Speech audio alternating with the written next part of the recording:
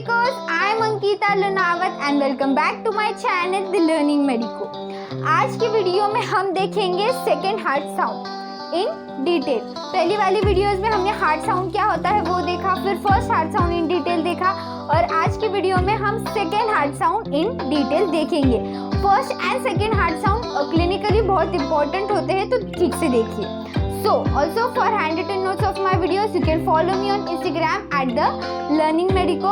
उस पर मेरे कुछ नोट्स पोस्टेड है और क्रेयॉन्स ऐप पर मेरे कुछ नोट्स पोस्टेड है।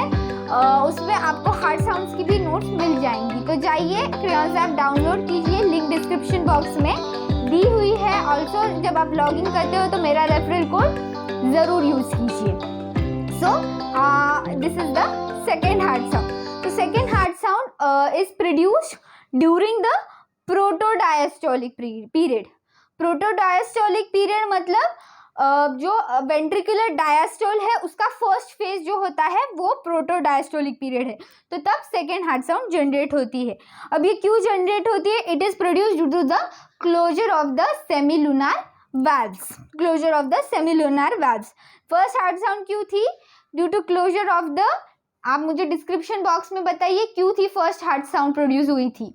Okay, so it is produced, second heart sound is produced due to the closure of the semilunar valves. Now अब इसकी कैरेक्टरिस्टिक क्या है? ये बहुत शॉर्ट होती है, शार्प होती है और बहुत लाउड होती है। जबकि फर्स्ट हार्ट साउंड लॉन्ग थी बट बहुत स्लो थी, बट ये लाउड होती है और बहुत शॉर्ट होती है। अब ये साउंड किसको रिफर करती है? ये रेफर करती है डब को, लब डब के डब को रेफर करता है ये सेकेंड हार्ट साउंड। अब इसकी ड्यूरेशन क्या है? इसकी ड्यूरेशन है 0.10 टू 0.14 सेकेंड्स। नाउ अब इसकी अप्लाइड फिजियोलॉजी देखते हैं। फर्स्ट है reduplication of the second heart sound. Reduplication मतलब the splitting of the heart sounds. अब ये क्यों होता है? जब सेमिलुनार वेल्व साइमल्टेनियसली क्लोज नहीं होती, जब साइमल्टेनियसली क्लोज नहीं होती, क्योंकि closure of the semilunar valves causes second heart sound. जब ये एक साथ क्लोज नहीं होगी तब स्प्लिटिंग हो जाएगी, पहले एक वेल्व का आवाज आएगा फिर दूसरी वेल्व का, तो ऐसे स्प्लिट हो जाएगा साउंड और धीरे भी सुनाई देगा। अब ये कब होती है? फिजियोलॉजिकल स्प्लिटिंग कब होती है? जब कोई डीप इंस्पिरेशन करता है। और पैथोलॉजिकल स्प्लिटिंग कब होती है? Pulmonary stenosis, right bundle branch block and right ventricular hypertrophy. ये तीन कॉजेज में पैथोलॉजिकली दिखाई देती है। Next is the soft heart sound.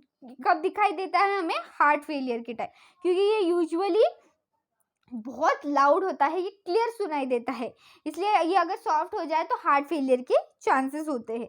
Loud और एटीन्यूएटेड हार्ट साउंड। अब इसमें जो है ये दो, इससे जब आयोर्टिक या वेल्व, जब आयोर्टिक वेल्व मतलब लेफ्ट वेंट्रिकल और आयोर्टा के बीच में आयोर्टिक वेल्व जब ये नहीं होती, प्रॉपरली क्लोज नहीं होती, तब जब ये होता है, ये क्यों नहीं होती? ये सिस्टमिक एक्सक्यूज मी, ये सिस्टमिक हाइपरटेंशन और नैरोइंग ऑफ द आयोर्टा में नहीं क्लोज होती।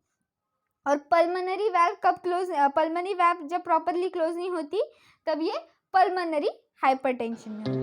So this is the second heart sound. Hope you learned the topic very well. If so, then please hit on the like button and please do subscribe to my channel, The Learning Medico. Thank you.